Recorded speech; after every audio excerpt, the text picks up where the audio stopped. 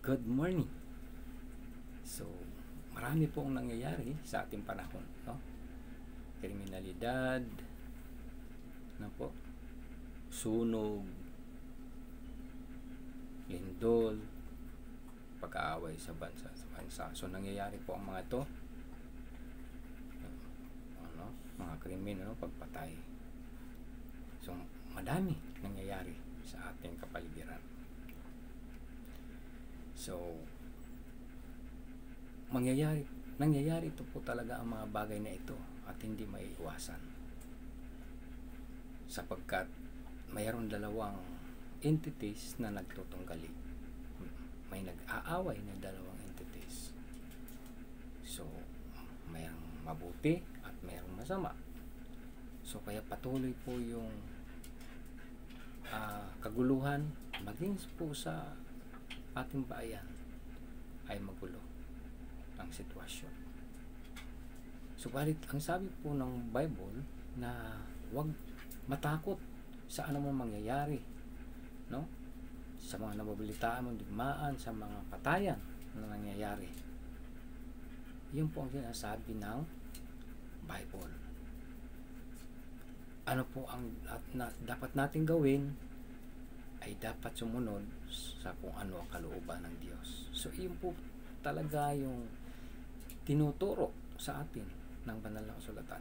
Yun po talaga ang pinapagawa sa atin ng Diyos na patuloy natin gawin kung ano ang kalooban niya. Yes, yun po yung tinuturo.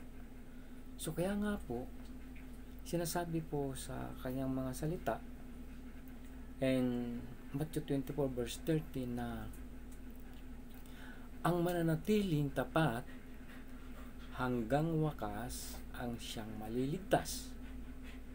So, mahalaga po ang katapatan sapagkat ito po yung may kaligtasan. So, kapag sinabing matapat, ay ginagawa po natin kung ano ang mga panukala ng Diyos. Gagawin natin kung ano ang kanyang kalooban. Mag-perform po tayo kung ano ang nais ng Diyos. Kaya nga po una sa lahat, alamin ho natin ang mga katotohanan ito. Aralin ho natin mabuti kung ano ang kalooban ng Diyos at gawin natin kung ano ang kanyang mga panukala. So, ayan po ang sinasabi ng katuroan ng Diyos. So, kaya anuman po ang mga bagay na mangyayari, ay talagang mangyayari po ito sapagkat ito po ay nakatakda na mangyari. No po? So, ang bigyan po natin ng pansin ay kung ano ang sinasabi, kung ano ang tinuturo sa atin ng ating Panginoon. Yun po ang bigyan natin ng diin. Yun po ang gawin natin. Na kung ano ang kanyang pinapagawa, yun ang gawin natin. Dito po tayo mag-concentrate.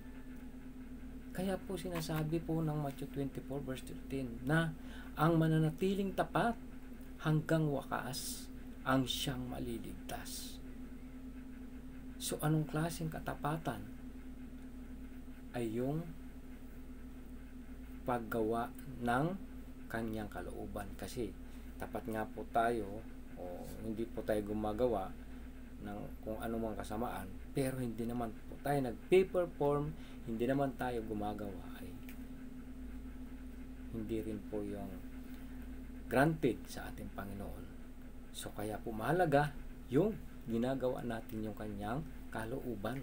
Kaya nga po sinasabi po sa James na ang pananampalatayang walang gawa ay patay. So, ibig sabihin ay dapat nag-perform po tayo mabuti, ginagawa natin ng mabuti kung ano ang kalooban ng ating Panginoon. Good morning po. Happy Sunday po. Sana po ay magpalain kayo ng mga salitang ito. God bless you po.